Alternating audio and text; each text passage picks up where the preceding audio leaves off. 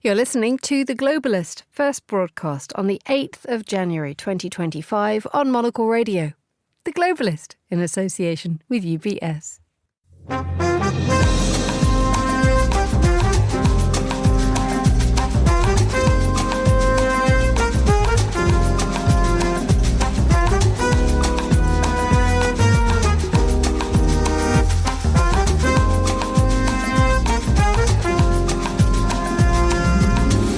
Live from London, this is The Globalist with me, Emma Nelson. A very warm welcome to today's programme. Coming up. We renew our demand for the United States of America to lift these sanctions that have become more against the Syrian people, unlike before, when they were against the Assad regime. The United States begins to ease restrictions on Syria. We'll ask if this is the start of a softer approach by the West. Also ahead in the next 60 minutes, the UAE overtakes China to become the biggest investor in Africa. We'll examine the change in financial and political dynamics. Plus, as London sees a flurry of luxury hotel openings in 2025, we'll ask, will there be enough customers? 25 years ago, our expectations were a little less. People travel so much now that, in London, they're not going to put up with anything but the absolute best. Plus, we'll go through the newspapers, hear the latest from the Consumer Electronics Show and find out why Australia's Prime Minister is throwing shade at his nation's beachgoers. That's all ahead on The Globalist, live from London.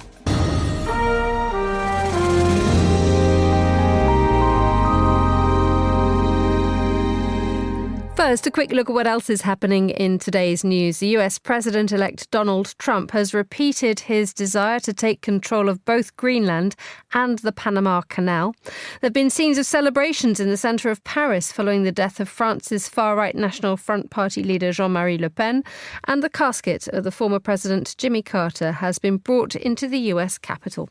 Stay tuned to Monocle Radio throughout the day for more on these stories. But first, the US Treasury is to allow a partial re-establishment of economic activity with Syria.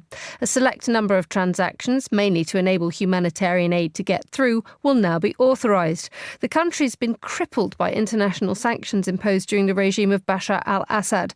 Those in charge now want these to be lifted in order to enable the country to recover.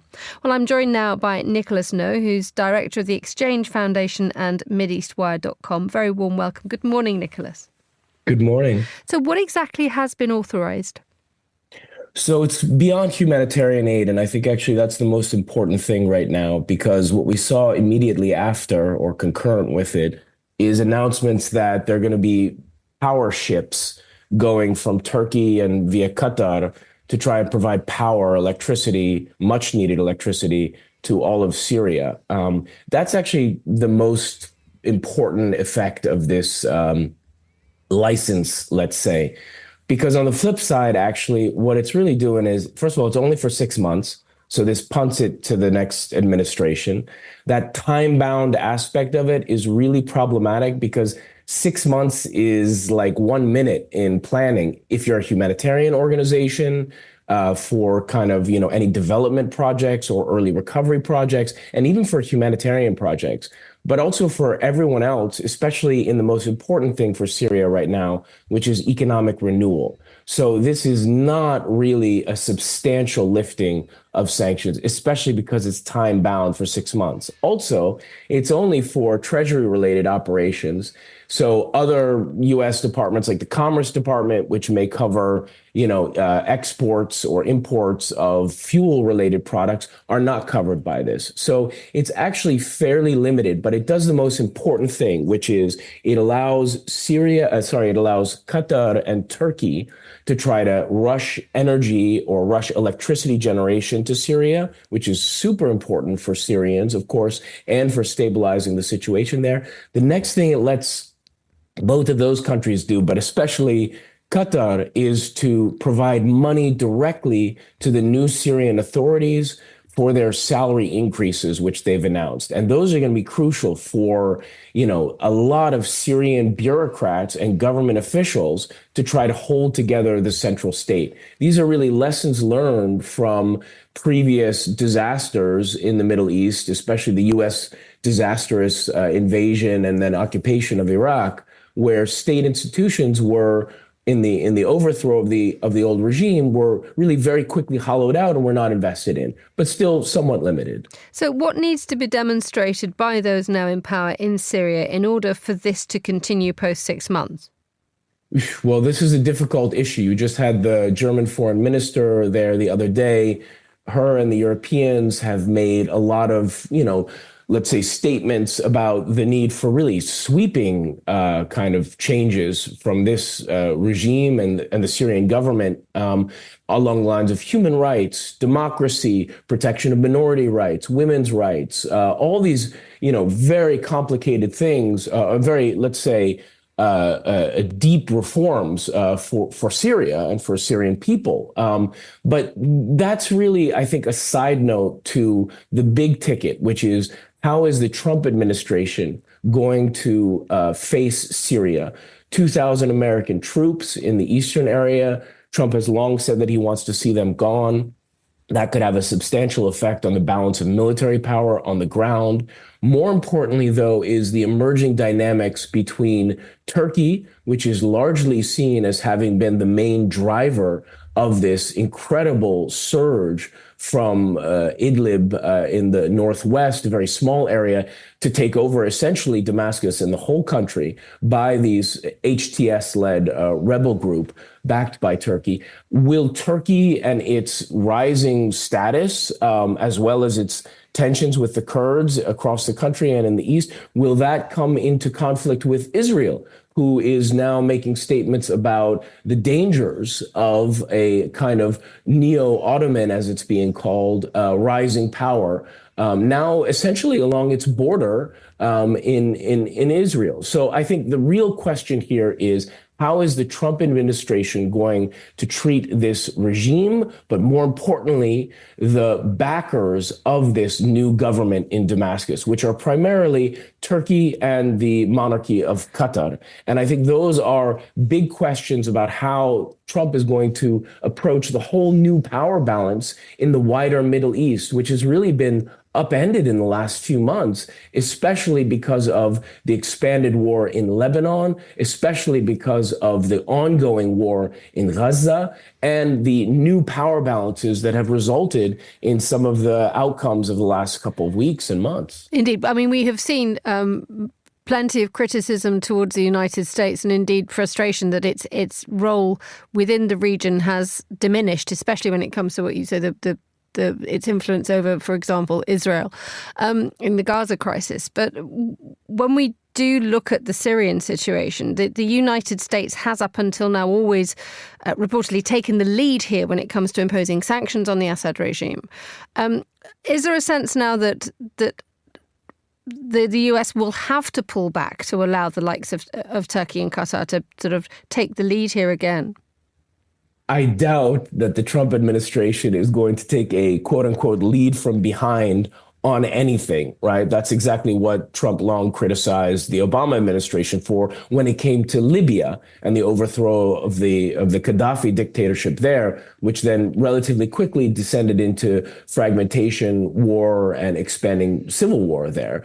I think, the expectation is that the Trump administration doesn't really care a lot about these, perceived European concerns or liberal concerns about democracy building, women's rights, human rights, etc. They are concerned primarily with cold calculations of American power and American interests. So Trump has long said that he kept those troops in there against what, he was told, because he wanted to quote unquote, keep the oil there in the eastern parts of Syria. I'm sure that that's going to be another calculation in his toolkit. I think that in general, he's going to see this conflict and the next few months as an area to exercise American power. I mean, for God's sakes, if he's talking about taking Greenland and Panama Canal, I think that's a marker for how he wants to act all around the world. He doesn't necessarily want to do it through military intervention, but he definitely wants to make sure that U.S. interests and naked economic interests are first and foremost. And with that,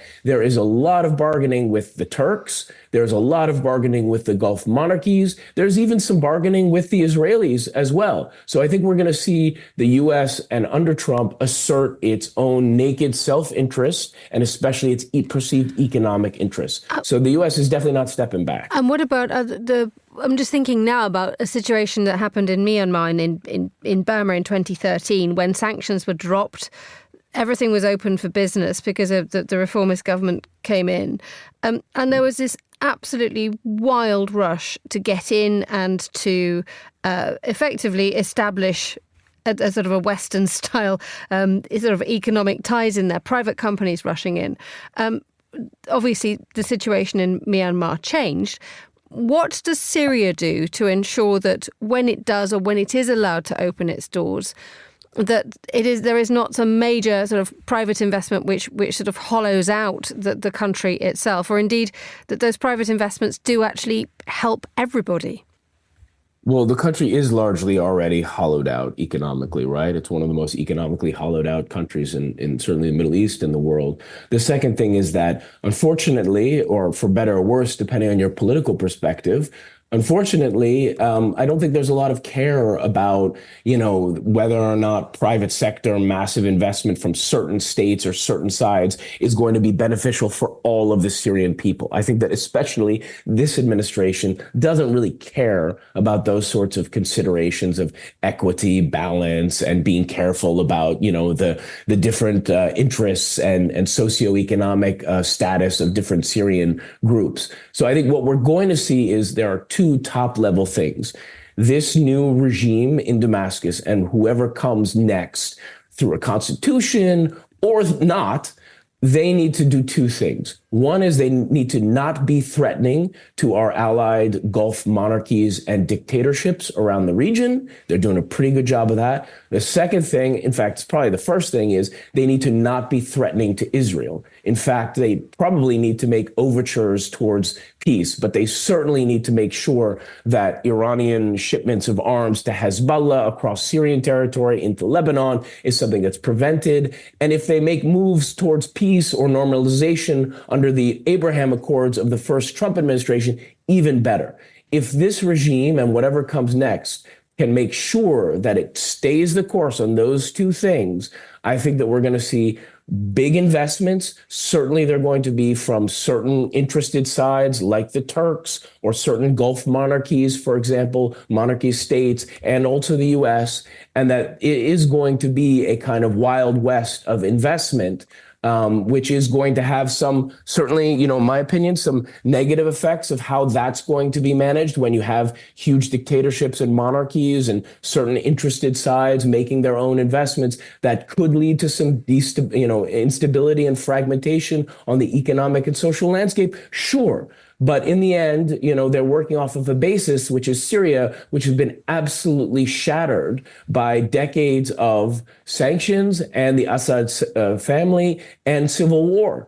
And that's a trifecta, which, I think most Syrians are going to be welcoming electricity, whether it comes from the monarchy of Qatar or Erdogan's authoritarian Turkey, and they're going to be welcoming salary increases no matter who is funding that. And I think that that's understandable. Where that goes in the future, I don't have a lot of confidence in the economic or political stewardship of a Trump administration or these monarchies and authoritarians. Nicholas No, Director of the Exchange Foundation and MideastWire.com there. Thank you very much indeed for joining us on Monocle Radio. You are The Globalist.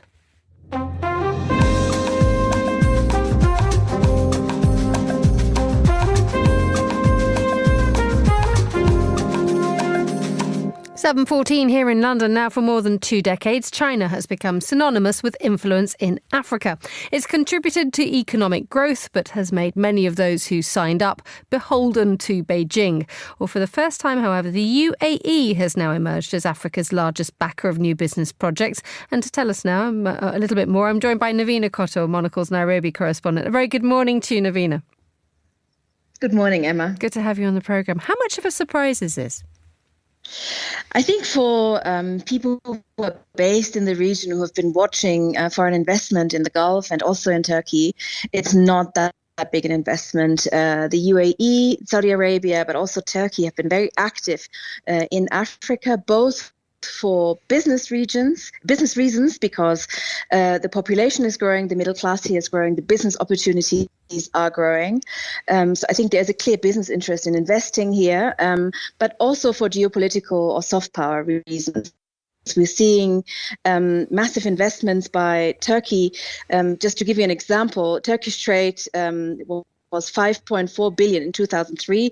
2022, it was 41 billion. And I think it's a very similar development that we're seeing in the UAE. The UAE wants to diversify its economy away from oil and gas and is looking for new markets. So tell us a little bit about what the UAE is investing in particular in Africa.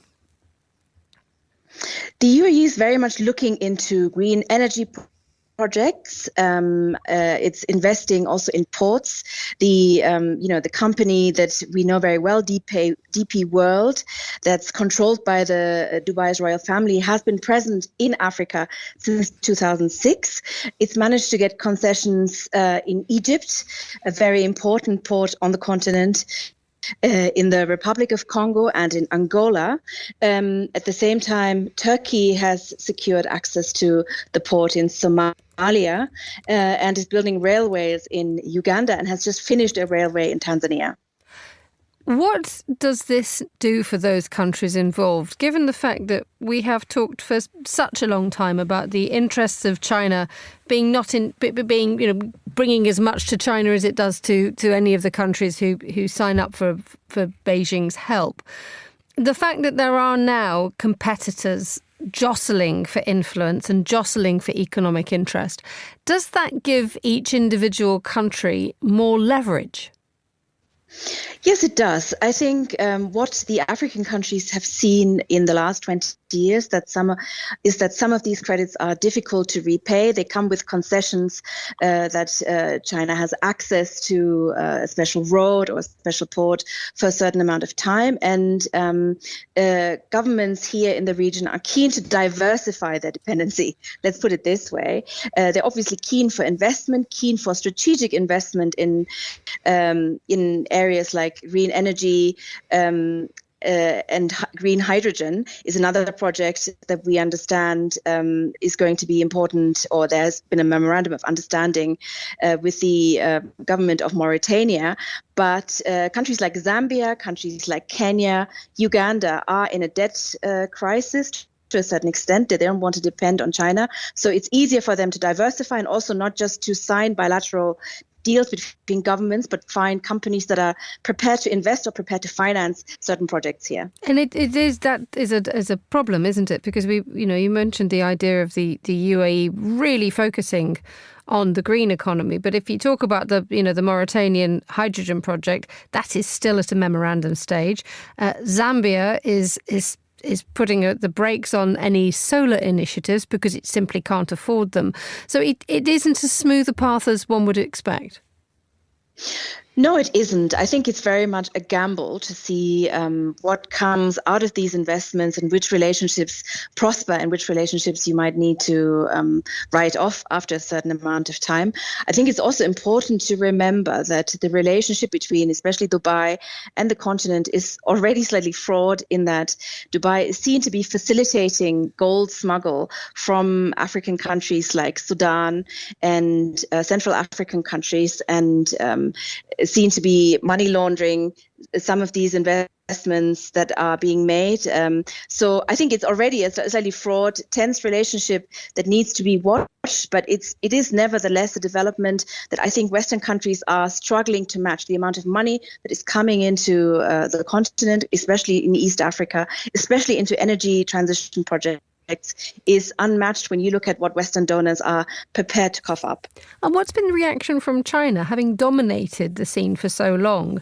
Is it still as interested as it was, or is it diversifying to other areas such as South America? I think China is still interested. We are still talking about access to critical minerals, access to key infrastructure that is important to expand its business interests. We had a really big China-Africa summit last year that was attended by a number of African leaders. I don't really see the interest of African leaders waning. And I think the Chinese are really reaching out to make sure that this relationship they have built over the last 20 years isn't crumbling or suffering. But they obviously have to compete with these other countries that we've just mentioned. Navina Kotto, Monocle's Nairobi correspondent, thank you so much, as ever, for joining us on Monocle Radio. Still to come on today's programme, repair, not replace. Tech giants want to make things that last. We'll hear more from our technology correspondent, David Phelan, as he joins us from the Consumer Electronics Show in Las Vegas. That's all to come a little bit later on The Globalist. UBS is a global financial services firm with over 150 years of heritage. Built on the unique dedication of our people, we bring fresh thinking and perspective to our work. We know that it takes a marriage of intelligence and heart to create lasting value for our clients. It's about having the right ideas, of course, but also about having one of the most accomplished systems and an unrivaled network of global experts. That's why at UBS, we pride ourselves on thinking smarter to make a real difference. Tune in to The Bulletin with UBS every week for the latest insights and opinions from UBS all around the world.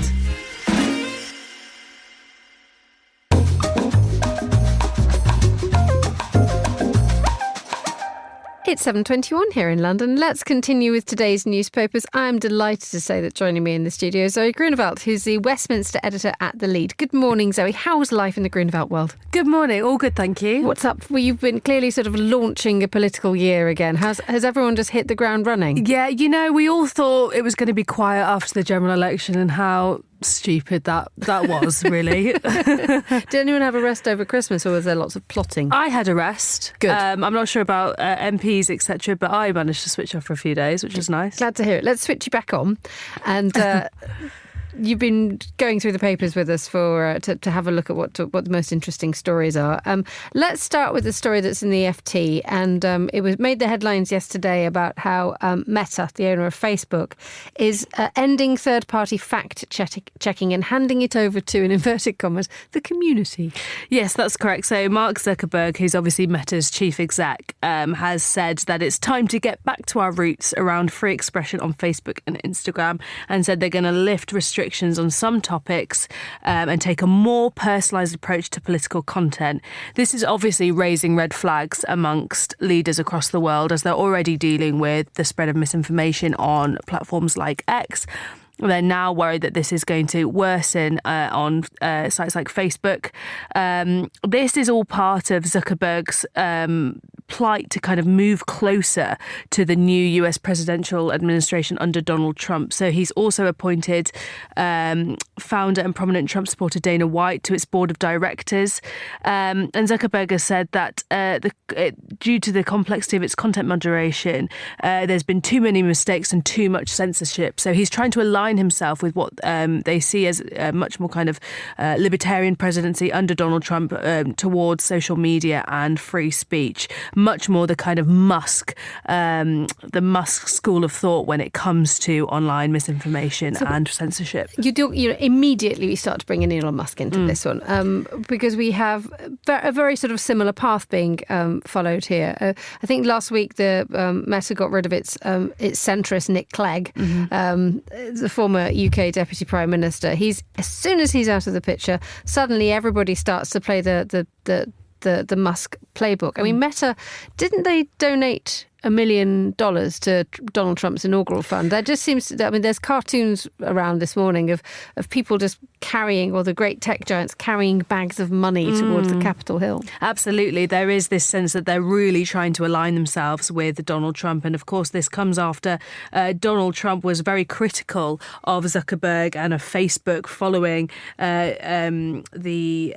he said that if Meta interfered in the 2024 vote, Zuckerberg would spend the rest of his life life in prison. So Trump has certainly been pulling no punches towards the tech giants. And, in this battle of tech versus world leaders, it feels like Donald Trump is kind of leading the charge at the minute. But we will see how that actually goes. There's already reports that some of Donald Trump's allies are asking whether he should be distancing himself from the likes of Musk, because Musk is seen as a bit of a wild card. So even though it looks like people are falling behind Trump at the minute, we just don't know how it's going to be in a year's time. Let's look into history to look at our next item. You want to talk about Jean-Marie Le Pen, the man who normalised extreme politics in French culture.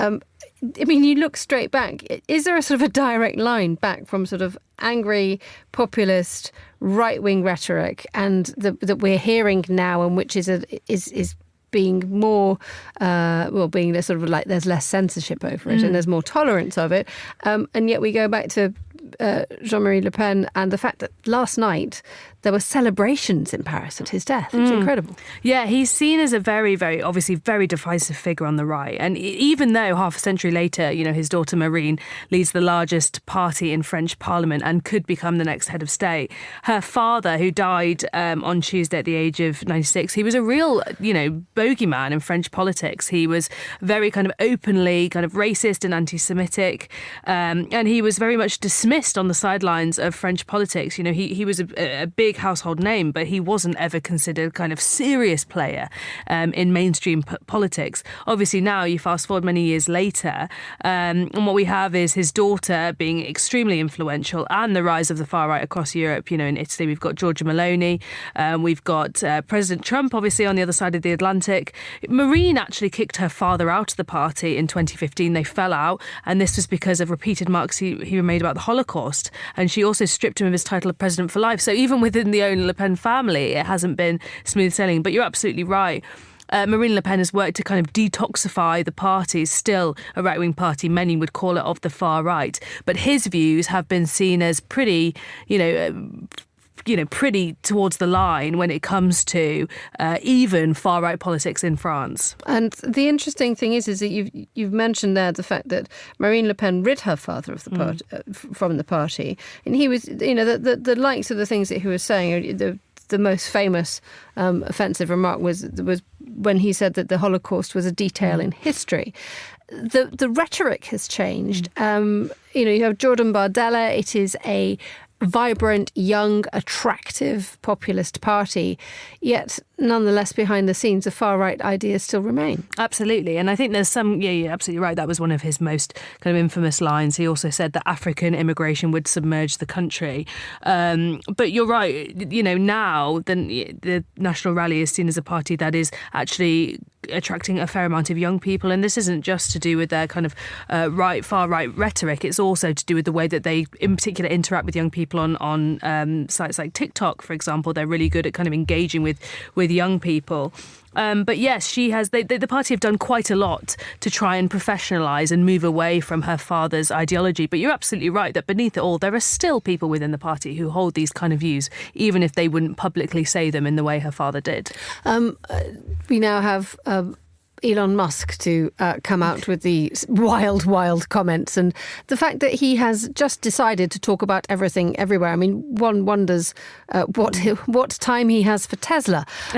But the idea now is that he's training his fire on any politician in a sort of a rather random way, and he's actually decided to have a go at the safeguarding minister, Jess Phillips, here in the United Kingdom. And she's come out by saying this is actually a very dangerous thing to do. Absolutely. So Elon Musk came after Jess Phillips last week because as safeguarding minister, Home Office minister, she had refused a statutory national inquiry into the grooming gang scandal that has plagued the UK for a couple of decades now, or over a couple of decades, basically saying actually it's much more helpful to have these inquiries at a local level, and also pointed to the fact that there was a national inquiry into child sexual exploitation in the UK that concluded in 2022. Elon Musk went after her. He called her a rape genocide apologist. And she has said that by doing so, he's obviously endangered her. He also called for the Prime Minister Keir Starmer to be imprisoned and basically suggested he was complicit in the cover-up of the grooming gang scandal. Anyone who knows Jess Phillips as an MP will know that she has fought for the protection of women and girls and fought for the rights of victims of sexual violence for many, many years. She is a huge proponent of that, probably one of the most well-known names in Parliament for doing so. So the comments Elon Musk have made, I would say, have shocked the political community, and actually MPs across the spectrum have jumped on this to say it's unacceptable. Apart from Kemi Badenoch, who is leader of the opposition, who fell in line behind Elon Musk's comments, and now the Tories are calling for a statutory inquiry, despite the fact that they, during their 14 years in office, never triggered one themselves. Finally, the fact is that if you are now on whichever social media platform you are and you give a thumbs up, that is no longer a thumbs up. What is it? Yes, so there is a real debate, and it's kind of generational, but I think it's also just, people have different views on this. Is the thumbs up emoji rude? Is it a slight? Or is it just a polite way of, giving someone your adulation? You've got to think about what your other options are, because if you are sort of, I don't know, what else can you do? You can have a smiling face, you can have a heart. That's quite emotionally loaded. Yes, yeah. If your neighbour has decided to take the bins out for you, a nice thing to do, one would argue that's a thumbs up. You wouldn't put a heart next to it. No, so on this particular article, in The Guardian, the writer is arguing that from the family member in question, they get a thumbs up, even at the biggest of news. So if they get promoted, they'll just get a thumbs up. And I think you could suggest that is probably quite rude when there are other things you could say. I do think this is a generational thing. I've noticed that my parents often respond with a thumbs up to my news or my messages. And they're not being mean to you? No, and they're not being mean. I think they're genuinely saying that's great. But if a friend did it, I think I would find it quite rude. I also had a manager who used to punctuate all her, I would say, sternest messages with a thumbs up. So now, in my mind, it is a bit of a get back to work. Yeah. I mean, one may argue that the thumbs up is an acknowledgement of something that's happened and a precursor to possibly a slightly more eloquent response when there is time. Because the thing that you always get with instant messages is that there is no context. And so if you're literally running for a bus and someone's just said, I've just got married, or I've just put your bins out for you, you can't have the time to say, thank you very much for putting my bins out, that's really kind for you, kind of you. You can just put the thumbs up here. Yeah, that's right. You could say in a world of instant messaging, when you've got to reply so quickly, a thumbs up is a good precursor. Is this a British thing? Because the Brits are very, very good at making very nice, ostensibly very positive things like, how are you? I'm fine, or that's great, actually being completely loaded with negativity. Yes, I think because we're quite buttoned up, we think that when people are, what we would deem as dismissive, perhaps we're a little bit oversensitive to it. So how do I now say thank you to you as I say goodbye to you, Zoe? I don't give you the thumbs up. I don't give you your heart because we know each other well enough. I think an in-person thumbs up is fine. Right. I think thank you, how long does it take to type thank you? We can always just say thank you, can't we? Thank you, Zoe Greenwald. Thank you. You're listening to The Globalist live on Monocle Radio. The time here in London is 7:32. Let's have a look at what else we're keeping an eye on today. Less than 2 weeks before his inauguration, US President-elect Donald Trump has repeated his desire to take control of both Greenland and the Panama Canal. He even floated the possibility of using military force. Meanwhile, his son Donald Trump Jr. was in Greenland on what he called just a personal day trip to talk to people. Meanwhile, the outgoing Canadian Prime Minister Justin Trudeau has said there isn't a snowball's chance in hell that Canada would become part of the US. He was responding to a suggestion by Donald Trump that Canada should become the 51st US state. A state of emergency has been declared by the governor of California as wildfires fueled by high winds sweep through the suburbs of Los Angeles. Around 30,000 residents have been ordered to leave because of the fire, which is tearing through the foothills of the Pacific Palisades.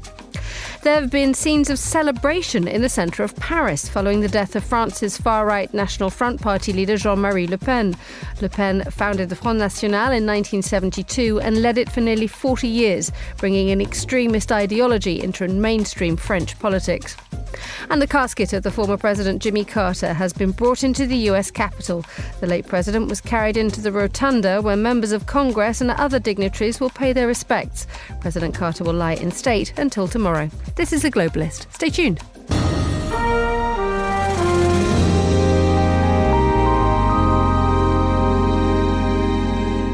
Let's stay in London for our next item. The hotel market in the British capital in 2025 is set for the biggest number of luxury room openings in more than a decade.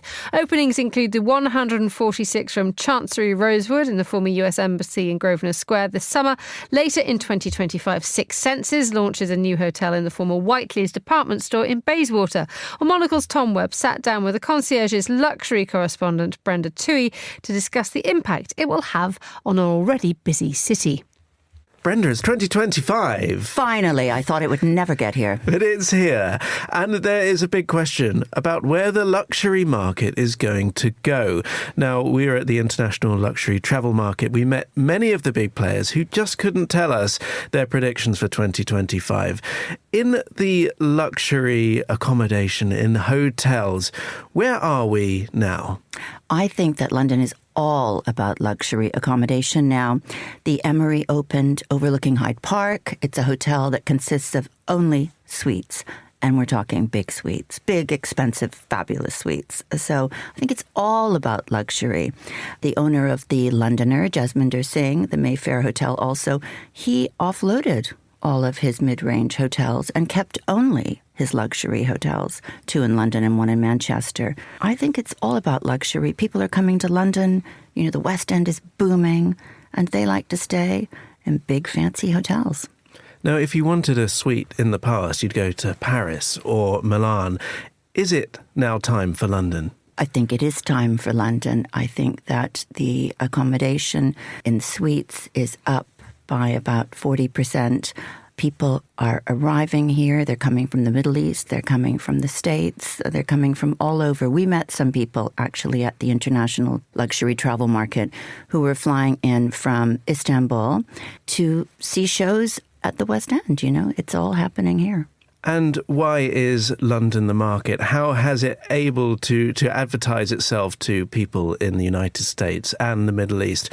What is it about the city that's making people come in such numbers?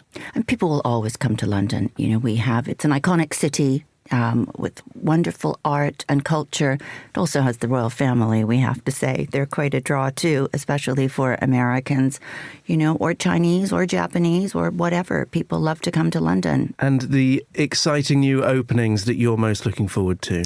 Well, I cannot wait to see the Chancery opening in Grosvenor Square for the Rosewood Group. I mean, they don't ever put a foot wrong. It should be glorious, luxurious, exquisite, fantastic. I know that David Chipperfield is working on the architecture there, and they're going to have a fabulous spa. Jabu Puschelberg are working on that. It's just going to be incredible with 146 bedrooms and suites, all available in the heart of London's Mayfair.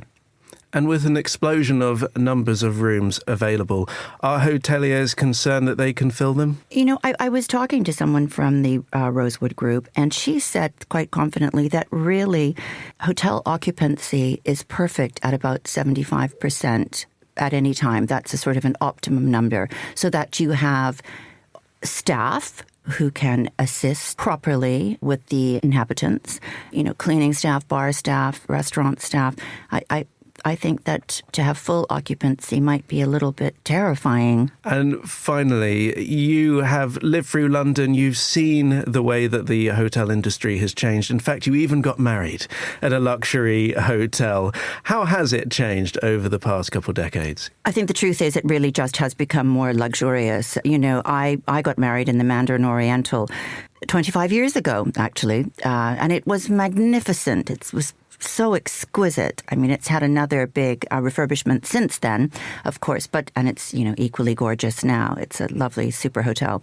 I think that really things just have become more finessed, more luxurious. I think we expect more. You know, 25 years ago, our expectations were a little less. People travel so much now that, you know, in London, they're not going to put up with anything but the absolute best. And social media, you know, you don't even have to travel. You can just travel on your phone, can't you, when you're going home on the bus? We expect the best. And in London, we do have it. Perfect point to end on. Brenda Toohey, thank you very much indeed. Thank you, Tom. That was Tom Webb talking to Brenda Toohey. You're with Monocle Radio.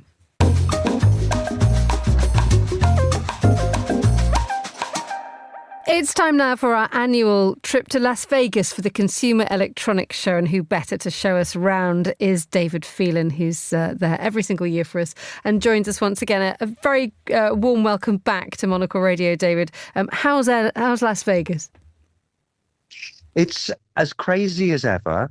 But what's interesting this year is that for the last few years post-COVID, Las Vegas has been what it is. But the Consumer Electronics Show has been very quiet. This year, it's sort of come back with a vengeance. It's every single corridor you walk down has been jammed with people tripping you up with wheelie bags, and it's hard to get through anywhere. So it feels like CES has really come back. That doesn't sound like much fun, especially with the wheelie bags, but it does sound quite exciting nonetheless.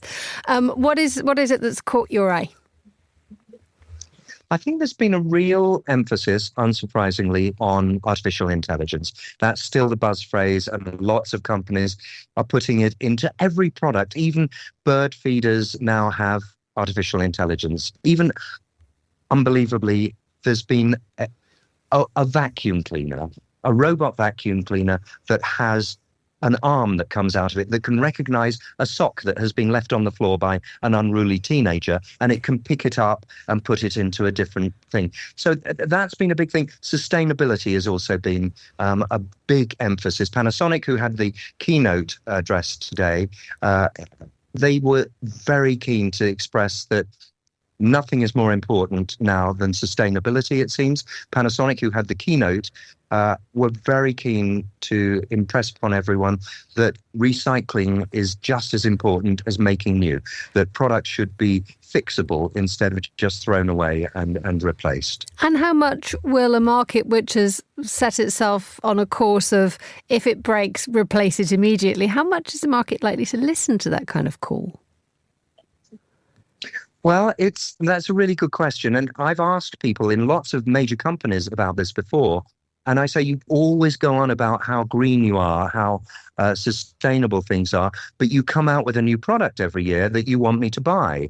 And more they are saying we are making things so that they can be repaired, or we are making them to last longer, or we don't want you to buy them every year, but we are making new products as well. So it is definitely a tension that they have not yet resolved.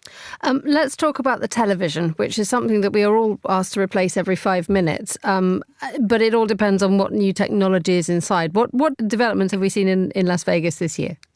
I mean, it's an iterative development, always with TVs. Things just get bigger, that's for sure. There's Samsung's 115-inch television that they were boasting about today. And that's very interesting. Panasonic had a great new TV with upward firing speakers, which had previously sat on the back of the set. Now they're built into the top of it, so it's a much sleeker design. The upward firing idea is that it bounces the sound off the screen and then off the ceiling, and then it gives you a surround sound effect. But, more and more, size is everything, it seems. Apart from the Samsung ones, every other OLED screen is getting bigger, and new technologies such as mini LED are coming in more and more. And those are providing screens that are not glossy in the same way, which is great because you get less reflectivity. And Samsung had the Frame Pro. This is a screen that is flat to the wall, looks like a piece of art when it's not showing you TV. And now it is wireless, not for power, but in order to connect streaming services and so on, everything is done wirelessly. So that was a major introduction, I think, this year. There are beautiful things available there, but David, please tell me, who actually needs 115 inches? Well, I suppose if you've got a very big living room or you're obsessed with television, but it's a good point because that 115-inch TV is an 8K screen. That's so high resolution that you can have it closer to you and it can look awesome. But I think the answer is nobody needs a 115-inch TV. Good to know. What do you normally we do ask this question? I don't know how big your suitcase is, and I was going to ask you what you're going to bring back. It's not going to be the massive. Well, I wonder whether it is going to be the massive telly. How you slipped that past security? But what's going in David Phelan's sort of stolen doggy bag this year?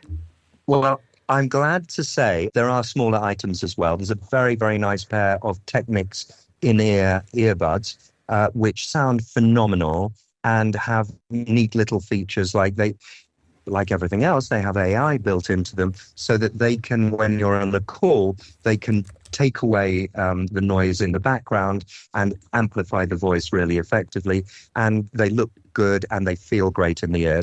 And they take up no space at all. That's really nice to know that Technics is sort of doing so well at the moment, because it has a reputation for obviously being the one of the great DJ turntable and DJ equipment companies now. But are these sort of older heritage brands such as Technics coming back? Well, it's a good question. The Panasonic keynote, Technics is part of Panasonic, began at 8 a.m. this morning with the DJ Steve Aoki using Technics decks to certainly wake everyone up in the room. So I think Technics has somehow found a way to be classic and modern at the same time. And certainly this morning, everyone was wide awake by the time the keynote started. David Phelan, thank you so much for joining us on the line from Las Vegas. You're listening to Monocle Radio. UBS has over 900 investment analysts from over 100 different countries. Over 900 of the sharpest minds and freshest thinkers in the world of finance today. To find out how we could help you, contact us at ubs.com.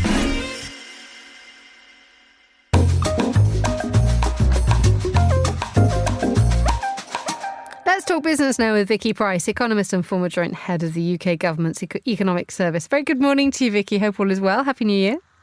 Happy New Year to you. Good morning. Good to have you with us. Let's look at news that came out yesterday about the UK's long-term borrowing costs. They are now the highest level since 1998, which is not good news for a government which is trying not to raise taxes. Absolutely. What the markets have decided is that there's going to be higher inflation. So interest rates generally are not going to be coming down as fast as had been anticipated. So, of course, there's always a link between what the central bank does and what happens in the bond markets anyway. And they've sold bonds and priced the yields higher, which is what's going on right now. And, of course, that's not good news, I think, as you suggested, for the government, because, of course, the cost of borrowing goes up quite significantly as a result if rates stay high, certainly higher than had been anticipated, because remember, we had a forecast by the Office for Budget Responsibility back in October when the first budget of this new government, new Labour government, was announced. And that had assumed that interest rates were going to be lower than they are now. If interest rates stay high, then the cost of borrowing for the government goes up as a percentage of GDP. And in fact, it's quite horrendous when you look at some of the data. So if you compare where we were pre-pandemic, where the cost of servicing the debt was taking something like 1.4% of GDP a year, by 22-23 anyway, which, we've gone back to that high rate in terms of the yields as we were in 23, even on 10-year bonds. What the cost for the government was 3.8% of GDP. That is huge. And the issue is, when you look ahead, that a lot of the spending decisions and borrowing decisions, and tax decisions that have been made are assuming a certain path for interest rates and costs to the government. If those costs are considerably greater, then it really messes up some of those fiscal forecasts. And the question is whether the government will be meeting their fiscal rules in the future. I think that's the real issue, and that's why it's being looked at. It could be temporary, but if rates stay higher, much higher than they've been anticipated, then there is an issue. Will they need to raise taxes, cut spending in the future? What will happen? How much of a surprise was this that the borrowing costs were at a 27-year high? It is actually a surprise. I mean, the market mood has obviously changed. There's been quite a lot of concern about, the path of economic policy. But also, just bear in mind that this sort of thing is happening in other countries too. In the US too, borrowing costs for 10-year yields, 10-year Treasury yields in the US are about the same as they're here. I think there's been an adjustment on inflation expectations across the world because, of course, we had the Trump election and what President-elect Trump is going to do on tariffs. That's one thing. The other one is energy costs, which are going up again. And, of course, they're going up everywhere. It's winter, but also quite a lot of concerns about Russia and gas flowing and all that sort of stuff. So there's been some adjustment and therefore also concerns about whether the path in interest rates we're expected to see more generally is going to be still downward or whether there's going to be a pause. And I think it's a bit of a shock for the UK, but it's not unique to the UK. Let's move to the United States then, where the US stock market had a very, very bad day yesterday. Yes, well, this is interesting, really, because, of course, it had good news at the same time. And that's always a problem when that happens. In other words, we got some better job data. We got some greater activity in the services sector. So what will markets react when they hear this? I mean, how will they react? Well, instead of saying, wonderful news, the economy is going to grow faster, they say, oh, perhaps those interest rate cuts that we expected to see aren't going to be happening. And maybe inflation, indeed, just like elsewhere, will stay higher. And that's bad news. So that's generally what tends to happen. So you've got to bear in mind that, of course, the markets might adjust to this and become a little bit more positive about growth, and therefore markets will improve as a result. But, of course, some sectors have done well, despite the fact the overall drop was there. So there will be some adjustment. I think it is when news comes which is a bit unexpected, like better performance in the jobs market in particular, that you get this type of reaction, which could be just temporary. Let's move to Germany, where ahead of an election in February, inflation has increased to 2.9% in the last month. Yes, which was a little bit of a surprise. It was 2.4% in November. I think the markets expected 2.6%. It was 2.9%, which is really sort of quite high. What has happened, of course, is the energy costs are going up and they're affecting others as well. So that's one thing to bear in mind. And the worry about Germany is that it comes at a time when, of course, the economic data is still pretty poor. When you look at some of the manufacturing data, but the overall PMIs, the Purchasing Managers Index, which measures what it is that is going on in terms of output right now, that also was pretty poor in the last couple of months. So there's no real growth as such, and yet inflation is going up. So what is worrying people is not only do we have this type of political uncertainty, but we've also, of course, got the stagflation, more or less, seems to be what is happening right now in Germany. Now, of course, 2.9% isn't that great. Isn't that high in the sense that, yes, it's, not 2%. But these ups and downs happen in Germany actually quite a lot. And of course, remember, this is a country which is restructuring, looking again at what sort of industry it's going to have in the future, particularly in relation to where its energy is coming from. So it's inevitable there are going to be these issues. But of course, for the Eurozone as a whole, inflation has gone up as well. But really, 2.4% is not hugely higher than, again, the target rate. So overall, we shouldn't panic about this. I think it's temporary on the energy cost front. But I think it's much more important to look at politics and also the underlying economy in Germany, which is not really behaving as you would want the biggest country in Europe to be doing. Vicky Price, thank you as ever for joining us on Monocle Radio. You're with The Globalist.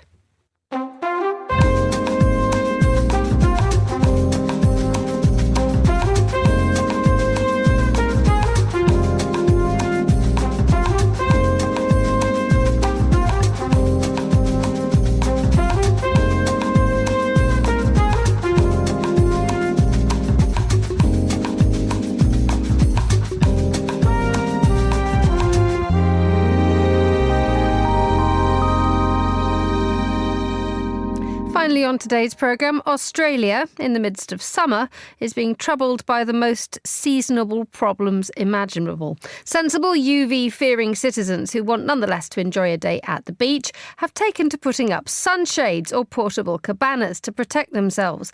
And it's prompted a beach etiquette crisis of such proportions that the Prime Minister has now weighed in. Well, joining me now from Sydney is a journalist, Adam Hancock. A very good afternoon to you, Adam. Hello, good afternoon. Now, just reading around on this, the Daily Mail has called it a tent explosion. What does that look like exactly?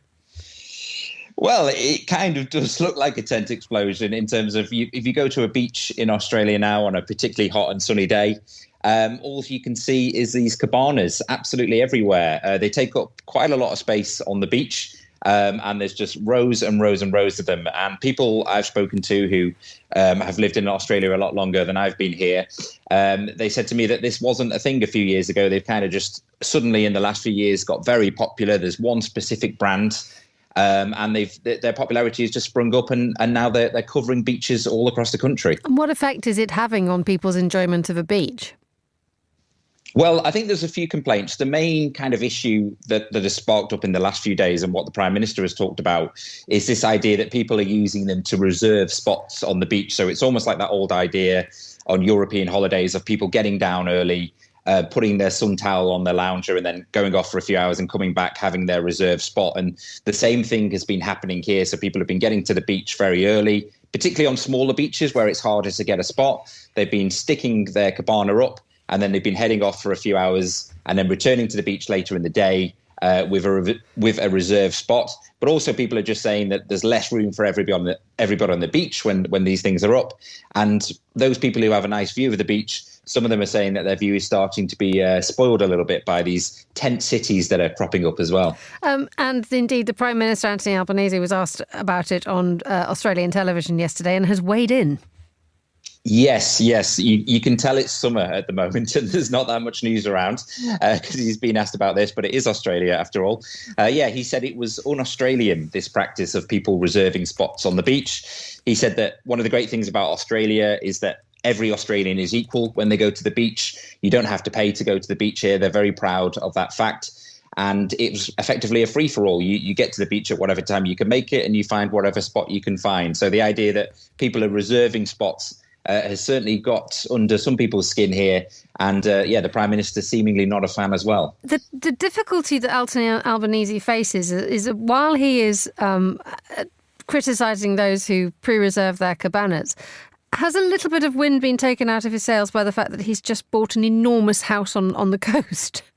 Yes, yeah. I think the irony hasn't been lost on some people, particularly certain segments of the media here. He bought I think it was about $4.5 million beachside property last year, and that in itself sparked a little bit of a scandal here because there is a cost of living crisis, there is a housing crisis. And at the time, it's probably not the best look that the Prime Minister is splashing out on a beach property. Some suggesting that he's waded in on this debate because he doesn't like his view being ruined. Although I think that was a little bit unfair because he wasn't calling for them to be banned. He was just calling for people not to set them up early. So I think I will back the Prime Minister on that one. Indeed, though, but when you do end up getting into an argument like this, what can start off as quite an innocent story, is there a fear that this actually could do him some long-term political damage? Well, it is going to be an election year. An election has to be called by May. So everything that he says between now and then is obviously going to make headlines and be analysed.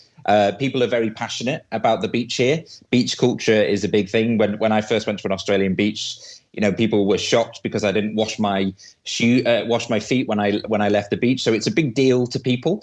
And what people do on the beach, it is something that people talk about. So those who disagree with him could possibly be annoyed. Whether or not it would spill over into politics and it would sway their vote, I'm not sure. But I guess at the moment, he's under the spotlight. There's a lot of attention on him. And so, people are picking up on anything he says. And he has been attacked in some segments of the media by some quite strong opinion pieces about what we just mentioned about the kind of irony of him having a beachside property and then criticising people going to the beach and putting their own tents up. So, yeah, it's definitely something that's made headlines, but I don't think it's going to have a huge sway in the election. Adam Hancock, thank you as ever for joining us on The Globalist. And that's all the time we have for today's programme. The warmest of thanks to all my guests and to the producers, Tom Webb and Anita Riotta. Our researcher was Maisie Ringer and our studio manager was Steph Chungu. After the headlines, there's more music on the way. The briefing is live at midday here in London. Hope you can join me for that if you can. And The Globalist is back at the same time tomorrow. But for now, from me, Emma Nelson, goodbye. Thank you very much for listening.